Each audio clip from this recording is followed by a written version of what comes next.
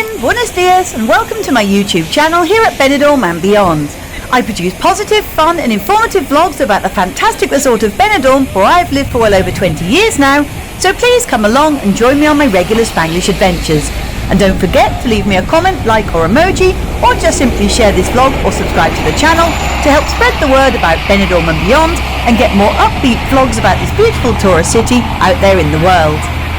Today I'm taking you for a walk around Plaza Hispanidad on the very cusp of the Old Town, which is more colloquially called Plaza Triangular, and for the reasons why, just look at this old photo appearing on your screen right now. It's a lovely area to pass through or stop for a coffee at one of the many bars or cafes, and you can often see neighbours and friends meeting for a chat in this square, or simply stopping for a rest, or maybe even a photo opportunity or selfie in front of the large ficus tree in the centre. We started by looking up at Benidorm's answer to London's Piccadilly Circus in the form of the Technoito, or illuminated LED tower that sits in the middle of the roundabout and which displays adverts for local businesses as well as upcoming events all day and night. Next along we see the Bingo Plaza, housing a traditional bingo salon with a seating capacity for 600 players and which opens from 2 p.m. until 3 a.m. in the summer months, with numbers called out in Spanish but also shown on screens at your table and around the room, as well as a good-sized McDonald's branch with lots of seating inside and out. Carrying on and walking inside the marked-out pedestrians and cyclist lane, we then see the wooden archway and steps leading up to Cocktail Bar Chulo, whilst underneath sits a food and drinks venue with lots of deals and special offers advertised on their many signs and blackboards. Adjacent, we pass the British-owned Robin Hood Bar and Restaurant, who offer an all-day cooked English breakfast as well as lots of tempting main meals, including their homemade pies, and then the ice cream kiosk of Peggy Sweet, and a blue and yellow Euronet ATM, which I'd beg you not to use due to this chain's exorbitant fees and poor exchange rates given. Carrying on, we pass the entrance gate and steps up to the private low-rise residential apartment block of Edificio Chacolines, followed by a mini-mart, and then the premises of fast food takeaway King Kebab, who open later in the day and who abut the swish modern Italian restaurant of La Piemontesa. Swinging round and just to the left of the bright orange premises of Bank Inter, we see the pedestrianised shopping street of Calle Gambo, currently resplendent with bottle brush trees in full bloom either side, and here you can find anything from designer clothing to high street brands, along with a variety of other cafes, boutiques and shops, with well-known names such as Zara, Specsavers and Pandora all available.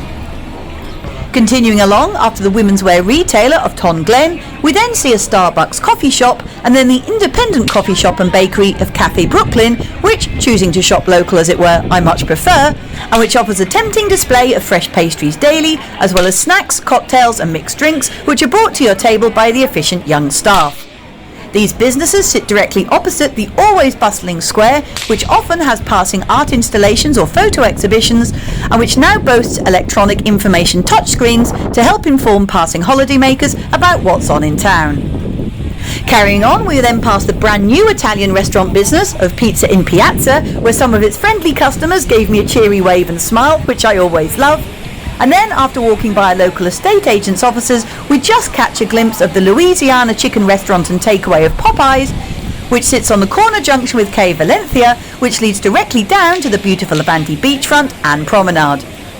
Swinging round, we then pass a duo of lingerie and nightwear shops, followed by the children's clothing shop of Boutique Luna, whilst to our left we see the fabulous greenery of the plaza itself, along with the overhead halo-style lights which look particularly pretty when lit up at night, and which stretch all the way along the Avenida del Mediterraneo as far as the junction and roundabout, where they meet the bottom of the busy main thoroughfare of the Avenida de Europa. If you'd like to support my channel and future vlogs by making a small donation, you can now buy me a coffee, or even 2 or 3.